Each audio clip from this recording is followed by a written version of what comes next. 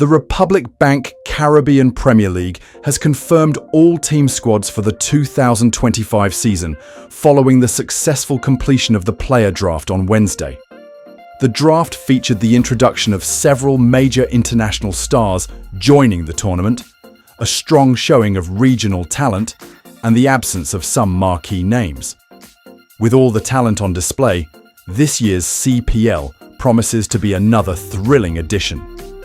Reigning champions, the Saint Lucia Kings, are well positioned for a strong title defence in 2025, with a blend of proven talent and exciting new additions. Building on the momentum of their 2024 championship triumph, the Kings have wisely retained the core squad that led them to glory, but will be without the services of their inspirational captain, Faf du Plessis, for this year's CPL tournament. The 40-year-old South African, who led the Kings to their maiden CPL title last year, has opted to play for Southern Brave in the 100, a professional cricket league in the United Kingdom, which will run simultaneously with the CPL. Let's take a look at the Saint Lucia Kings at the CPL 2025 draft. All right, well, I'll start with you, Darren Ganga. What do you make of that? Tim David in the house. Well, first off, I must say no Faf du Plessis. So I'm in shock. I'm thinking now which player or players can fill that void of Faf du Plessis. One, as a batter. Two, as a captain and someone who made the right decisions more often than not in that 2024 championship season. So I look at this squad here and I say to myself, will Roston Chase lead this team? Which player will be the captain? That's my first concern.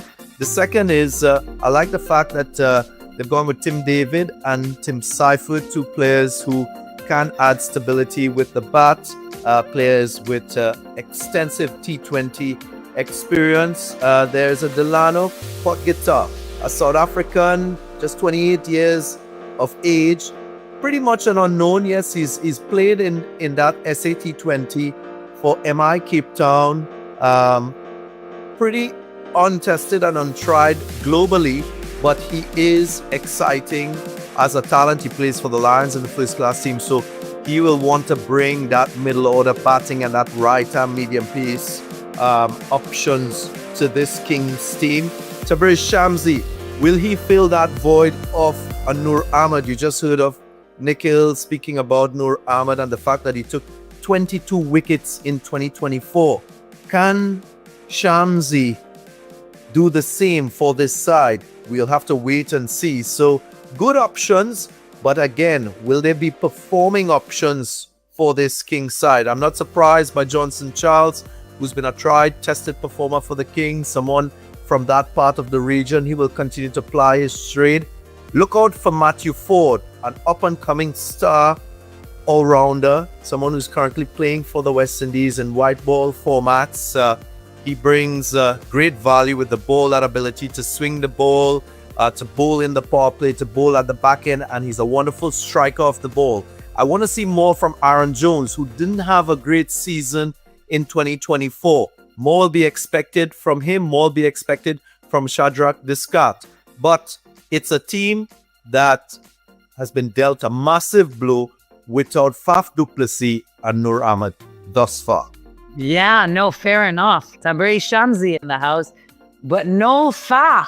Who will lead the side, you reckon, Nikhil? Yeah, I think DG makes a good point. It could easily be Roston Chase. It could also be Johnson Charles, who again is a local from Saint Lucia, has been with this franchise for years and will probably understand just the identity, and obviously is a good friend of Darren Sammy. So they've got some decisions to make.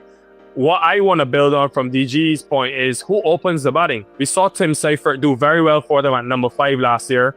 He opens the batting for New Zealand. Maybe that's an option to get him up to the top of the order. But the starts that they got from Faf and Charles, it set the entire game up for them. So yeah, they've got some work to do in the draft. Some work to do indeed. And if any man is up to the challenge of that work, it would be head coach Darren Sammy. Let's join him now and see who his picks were. In round 12, the Saint Lucia Kings select Jovel Glenn. In round 13, the Saint Lucia Kings select Michael McKenzie. In round 15, the Saint Lucia Kings select Johan Jeremiah. In round 16, the Saint Lucia Kings select Keon Gaston. In round 17, the Saint Lucia Kings select Akim Ogis. Okay, Darren Ganga, to you first. How do you think the Saint Lucia Kings have done in this draft? Well, I'm staying with the initial points that I raised about the voids left by Faf and that of Nur Ahmed. And straight away, Michael McKenzie is settling to some extent that void of Nur Ahmed because he's a wonderful wrist spinner. He showed that in the breakout league. He was somebody who picked up 12 wickets. What he showed above everything else was his immaculate control. He was bowling the right lengths more often than not. He had variety with his conventional leg spin that moved away from right-handers. He had a wrong one as well that came into right-handers. So he can be that player that stars for this franchise. And he's pretty much an unknown. So that unpredictability factor will heighten for the Kings. Johan Jeremiah from Grenada, a left-hand batter who had a wonderful first-class season for CCC. He also was in the top 10 run scorers in the breakout league. So that could be an option at the top of the innings. I know Nikhil spoke about the concerns there. And you have Keon Gaston, Akim Ogis. Other options, first Keon with the ball as a seamer. Akim Ogis, who played last season for this franchise, managed 141 runs. If he gets an opportunity, it's a chance for him to enhance his reputation as a T20 player. Javel Glenn is also somebody that contributes as an all-rounder with bat, as a spinner. But I think there are a few contingencies for Darren Sammy in this squad if his first choice 11 players don't really come up to par in terms of performances early in the season. Yeah, great. And you know, these youngsters will know that they're one performance away from the world noticing them. So such opportunity available. Nikhil, what do you make of the Saint Lucia Kings outfit? Very excited to see a few St. Lucians in there as well. Obviously, we know the usuals in Johnson Charles, but then to add a Keon Gaston, who is 21 years old from Monrepos. We saw what he was able to do, you know, in the breakout T20. And he's got a very exciting, I think, ceiling or potential with his all-round ability, very athletic in the field, showing the ability to swing the new ball, and then can hit a few sixes as well at the end. So maybe he is the one that they invest in. But I think I agree very much with DG. They've got this team here. How do they identify, or who do they identify rather, as the two guys that are going to do what Faf and Charles did last year and score over 400 plus runs? And of course, I think there's enough variety in this bowling attack to maybe cover the void left by Nur Ahmed. But someone of his quality, 22 wickets last year, they've got some work to do on the field.